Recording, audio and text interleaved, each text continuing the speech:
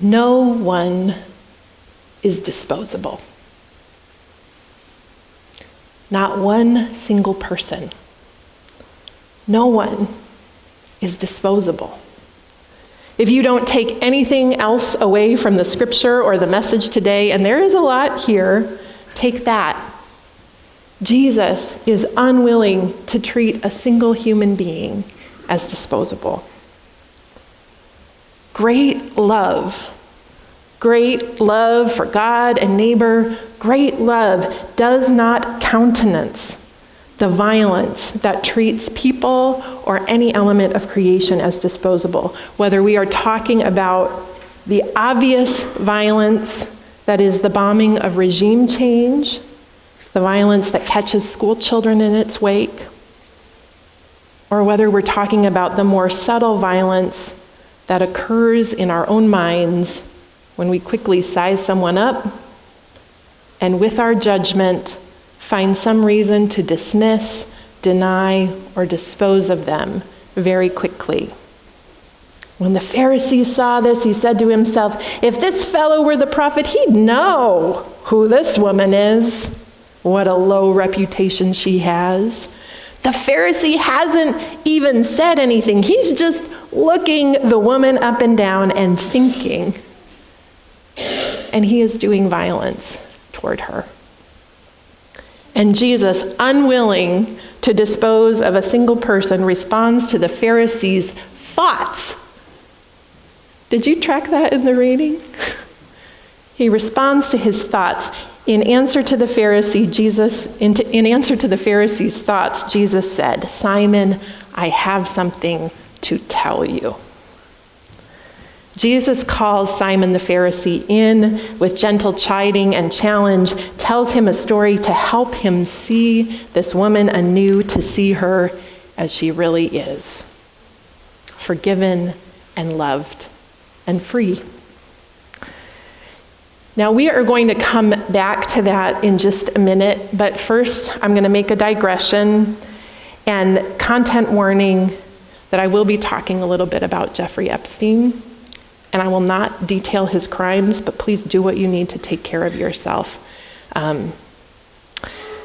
Because we're going to make this digression into the world of language and sex work and judgment, because given the context we're swimming in these days, it feels like preaching malpractice not to name the connection. When Simon the Pharisee judges the woman who comes uninvited into his home, and there are plenty of reasons for judgment there, like, where's your invitation? Did you knock? What's going on here? His thoughts don't go to how rude that interruption is, but to how low her reputation is. And there's good reason to read this as a euphemism for sex work. In the Pharisee's eyes, Jesus is allowing himself to be made unclean just by associating with her, by letting her touch him. Simon sees this as a reason to toss her into the bin of disposables. Unless we think we have come so far since then, I have been trying to wrap my head around some of the overarching themes of the Epstein files. And one detail that is haunting me is the fact that there was enough evidence and enough brave young witnesses ready to testify in 2008 to put that predator away for life. There was enough evidence and enough brave young witnesses in 2008. But part of how he was able to do what he did and get away with it was by calling children, some as young as 13. By calling the children, he lured into his home to give him massages for cash they desperately needed because of the hard times they were living through. By calling them prostitutes. He responded to the legal case against him by shifting the blame and the burden to the victim. And isn't that what powerful people do? Labeling them prostitutes, using that word and the power and the stigma and the judgment that go with that word Their identity as children was erased. Their identity as victims was erased. And his identity as a powerful predator was erased, because that word had the power of generations of judgment to help us see what we want to see: disposable people, objects that could be bought and paid for, and not what was real. A powerful man using children as currency among the rich and powerful. And God help us all. And God forgive us all for these ongoing failures of insight and oversight. Jesus refuses to treat anyone as disposable, least of all the woman in this story. And Ryan, if the slide with the image, I don't know if the one from the bulletin today, can you go to the next one? Is there another one there? No. I invite you to go to the front of your bulletins and look at that image that you find there. The image on the front of your bulletin is art by Nicolette Faison, and it's called LL Cool J, which at first I was scratching my head. I was like, is this a 90s hip-hop reference? What exactly is going on here? But she calls it Ladies Love Cool Jesus. And this lady in this text, who brought her alabaster jar with her, she did. She loved Jesus with a powerful love, because instead of judging her as a woman of low reputation for actions she may or may not have chosen for herself, Jesus lifts her up as a kind of hero, outlining the ways her care of him outstripped the hospitality offered by his host, who was a religious leader of the day. See this woman? I came into your house and you gave me no water to wash my feet, but she has washed them with her tears. See this woman? You gave me no kiss of greeting as hospitality demands, but she covered my feet with kisses. See this woman? You didn't anoint my head with oil, but she anointed my feet. Jesus goes on to describe the quality of her love with the Greek word agapao, the word for the form of love reserved not for romance, that word we know as like eros, that version of erotic love, or for family even, like filial love. But he uses that word, agapao, a version of agape, the love God shows and that we strive for on our best days. And Jesus links the quality of her love to the experience of forgiveness. For this reason, I tell you, her sins, which are many, have been forgiven. See how much she loves? But the one who is forgiven little loves little. He links her great love to the experience of being released from the burden of sin. Now, sin is a tricky word, especially in progressive churches where we recognize religious violence and how often sin has been weaponized in the same way the word prostitute has, as a way for the powerful to judge and demonize and avoid accountability. Another component of the Epstein case that has been haunting me is the fact that early on, the children he groomed learned that they could still get the money they needed for their lives and avoid abuse themselves if they recruited others. They could still get paid if they brought friends. Surely, the greatest and gravest sin was not theirs, and yet they were drawn into and burdened by a system that taught them that they were disposable, and thus so were others. Soul burdens that needed forgiveness and healing and release. And whether or not you use the language of sin, we all know what it feels like to have burdens that our souls need to be released from.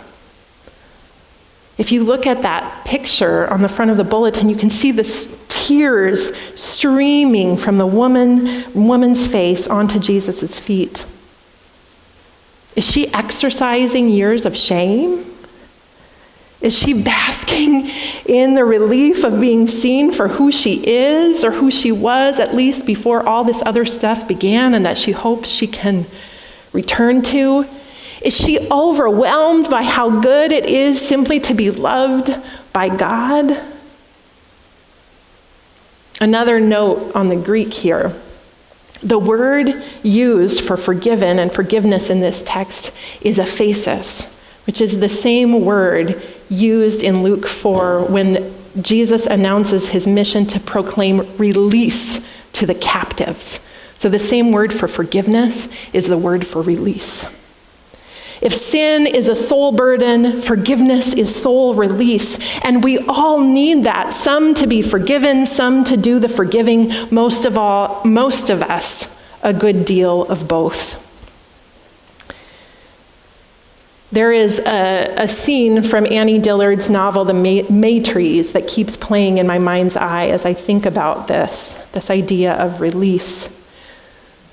Lou, the protagonist in the story, betrayed by her partner and her best friend, makes a practice to climb to the top of a hill every day, to just let it go.